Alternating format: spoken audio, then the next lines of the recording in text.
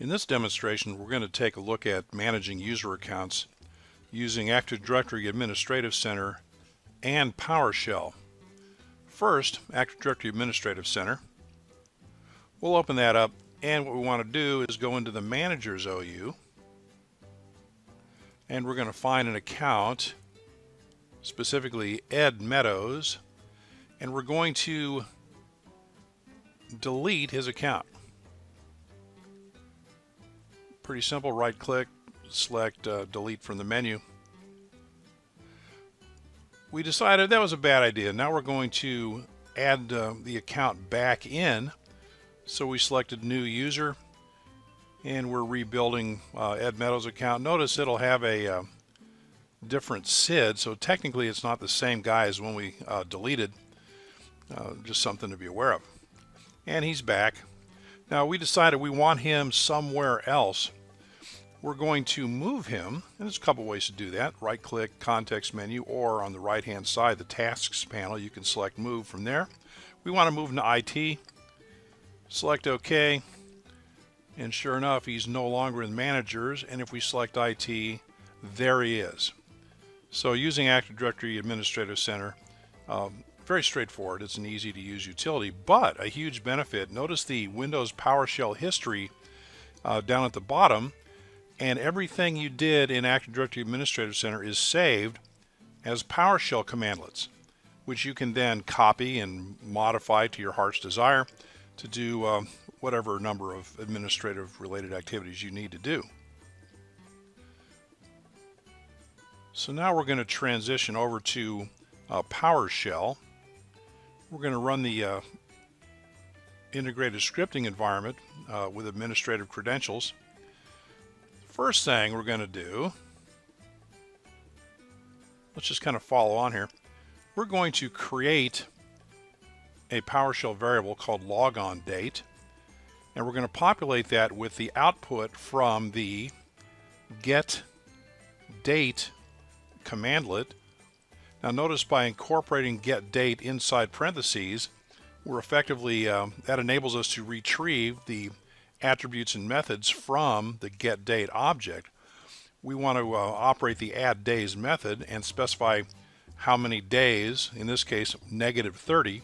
So whatever it is 30 days ago, that's what's going to be in the logon date variable. So now that we have that populated, we're going to use the get ADUser command. And notice we're using all sorts of tricks like the tab key. As soon as you type in just enough information for it to figure out what you're doing, you can hit tab to auto finish this thing. We're going to use get ADUser with the filter command, and we want to retrieve those users who meet this criteria. Their last logon property is less than or equal to the value stored in our logon date variable we populated in the previous command. So by executing that, that gives us pretty much everybody, because these are test accounts and they haven't been used, whatever. So this retrieved everybody whose account hasn't been logged on in over 30 days. Next, let's use the get ADUser command again to retrieve some information from ADUsers. We're going to use the filter to only retrieve those who are where the enabled property is not equal to true. In other words, any of those accounts that are disabled. So we're going to use that. We're going to retrieve those accounts. And what you see, there's basically 4 guys in the sales department. There's Eric and Dan and Harry and Jed. Plus there's a couple of system accounts. Well, we want to delete the invalid accounts, or the accounts who haven't been, or that are just the disabled accounts.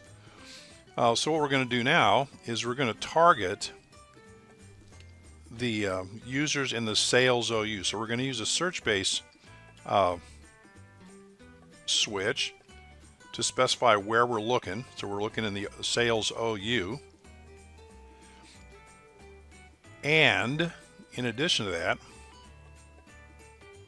we're also going to specify, using the filter switch, enabled is not equal to true. In other words, we want all the disabled accounts from the sales OU. Now, we're going to use the vertical pipe symbol here, and this allows us to process the command on the left-hand side, and it sends effectively an object over to this command on the right-hand side of the pipe symbol, which in this case is the remove AD object commandlet. And we wanted to just do it. We don't want to, have it ask us. We just want to do it without any kind of confirmation. So we're going to do a confirm false. And let's go ahead and execute that, and let's go verify. And to verify, we're going to run the original command where we just retrieve the users that are not enabled. And as you can see, the only two that are there are those two system users. The sales users are gone.